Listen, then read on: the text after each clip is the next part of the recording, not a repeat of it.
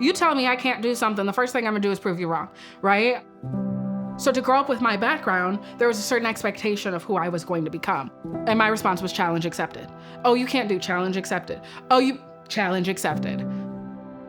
Watch me succeed.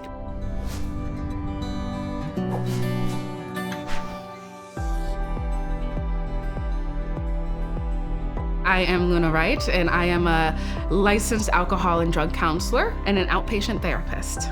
And I specialize in perinatal substance use. I grew up surrounded by substance use.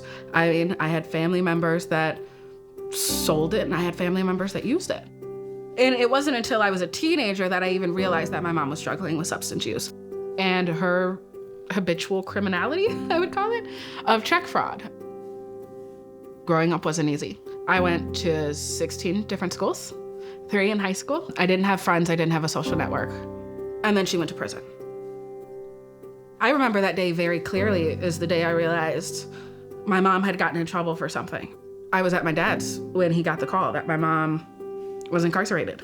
And the next thing I know, my entire life is turned upside down. I'm sorry. But that was the consequence of her actions.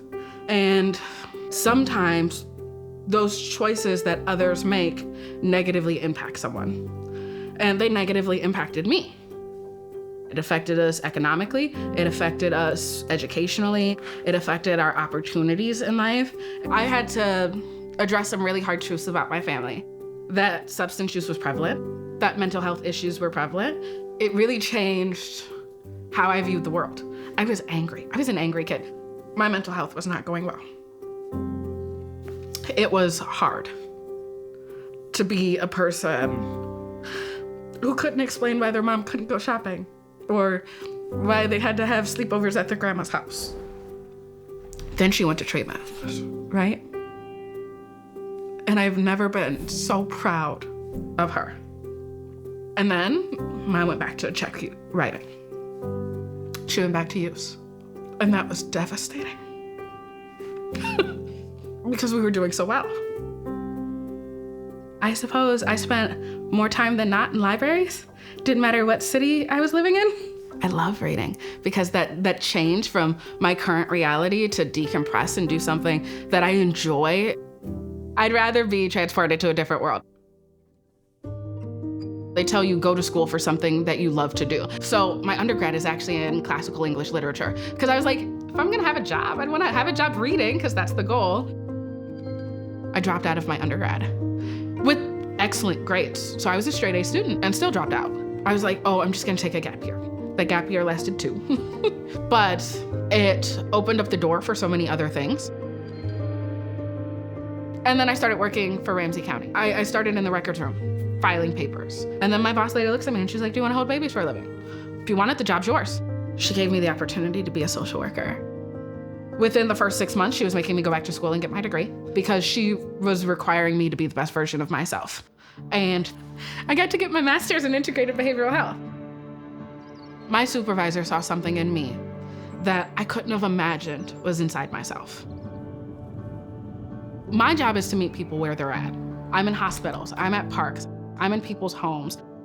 I do Zoom meetings and advocacy work, and actually, if you find me in the same place twice in a day, it's a miracle.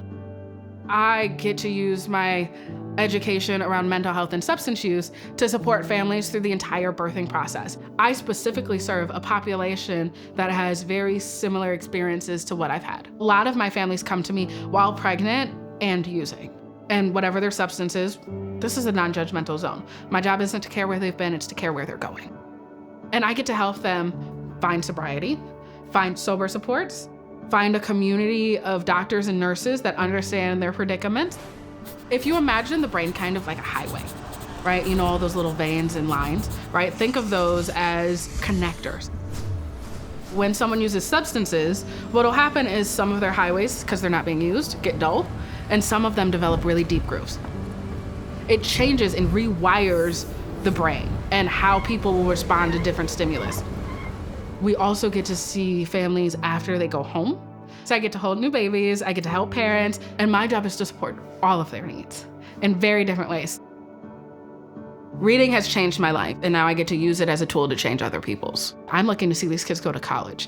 I'm looking to see them be successful 20 years down the road, right? I'm looking to have their families be together and whole for 3 generations. So if we can educate early on, right? And we can stop some of those patterns of behavior from going to an intergenerational level, we can actually stop substance use in its tracks. And that's why this work is important. Turns out, my life passion is families.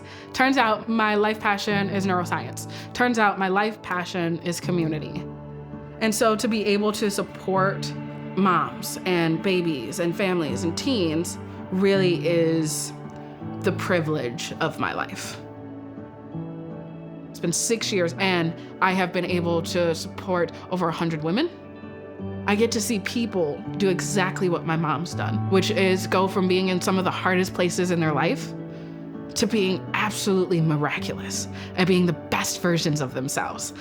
She just like woke up one day and she's like, I'm going to get it together. So she went to 2 different treatment programs. And it wasn't just her who had to heal from this, it was me.